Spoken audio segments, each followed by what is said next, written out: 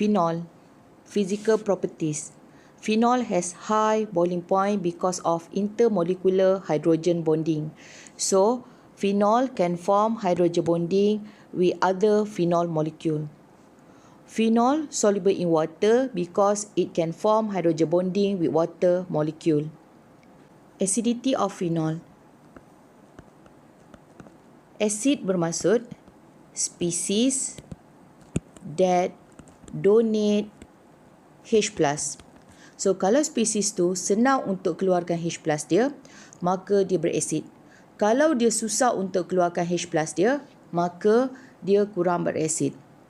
So, phenol is a stronger acid than water and alcohol because it can form phenoxide ion which is resonance stabilized.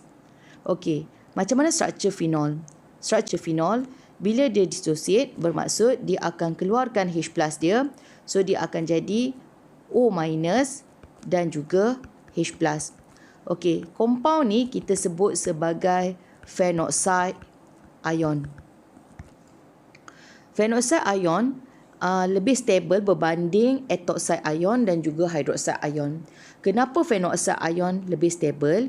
Because negative charge on phenoxide ion can delocalize into benzene ring. Okey, bermaksud kalau kita perhatikan untuk struktur phenoxide ion, dia boleh membentuk 4 resonance structure. Okey, ini kita panggil sebagai resonance structure, di mana negative charge bermula daripada kat sini, negative charge dekat atas O ni boleh berpindah ataupun boleh delocalize masuk ke dalam benzene ring. Okey, ini penerangan setiap satu. Contoh, sekiranya saya comparekan phenol, water and ethanol.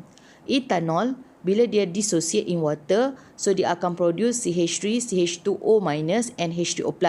CH3, CH2O- ni kita panggil sebagai ethoxide ion.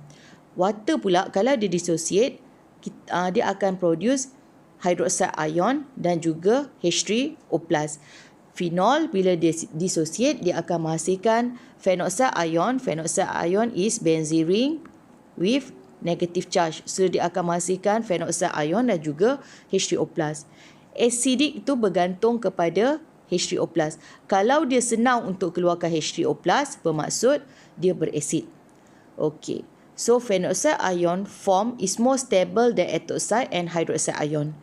Phenoxide ion is stabilized by resonance. Apa yang saya maksudkan dengan resonance tadi ialah the negative charge on the phenoxide ion is delocalized by resonance.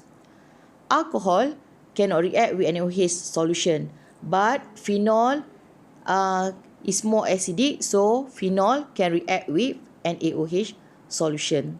So NaOH solution is often used as a chemical test to differentiate alcohol with phenol.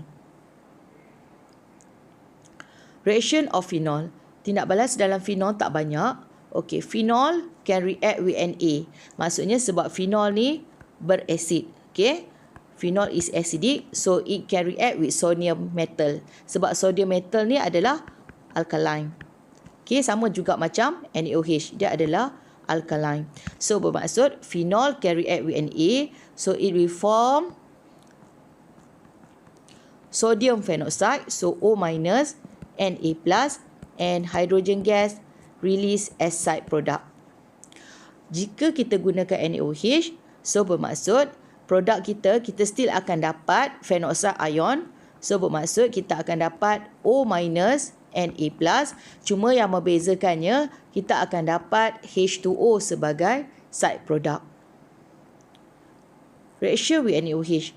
Phenol are weak acid and react with strong base such as NaOH to form water and soluble salt.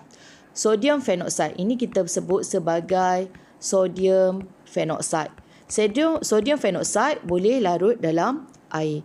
Tetapi kalau kita menggunakan alkohol, Contoh macam kita guna CH3, CH2OH. So alcohol do not react with NaOH. So tidak ada tindak balas yang akan berlaku. Daripada contoh ini kita boleh determine that phenol is more acidic compared to alcohol. So that's why phenol boleh react dengan NaOH tetapi alcohol tak boleh react dengan NaOH. Chemical test in phenol. Kita cuma ada 2 saja chemical test dalam phenol. Satu, kita boleh gunakan FeCl3. Okay, using aqueous FeCl3. Larutan ni berwarna kuning. Observation, turn the yellow solution to purple complex. So kita nak tengok contoh. Phenol plus FeCl3. So kita akan dapat compound ni yang memberikan color purple complex. Okay, satu lagi chemical test untuk determine phenol yang kita boleh gunakan untuk differentiate phenol and other compound. So, kita juga boleh menggunakan bromine water. So, tindak balas ni using aqueous bromine ataupun juga kita kenali sebagai bromine water. So, reagent dia adalah menggunakan bromine dalam H2O. Apa yang berlaku? Br akan masuk pada kedudukan 2, 4 dan juga 6. So kalau kita tengok kita akan dapat ni carbon number 1, carbon number 2, carbon number 3, carbon number 4, carbon number 5, carbon number 6. So kita akan dapat compound di mana Br akan masuk pada kedudukan 2, 4, 6. Dan compound yang terbentuk ni akan menghasilkan white precipitate.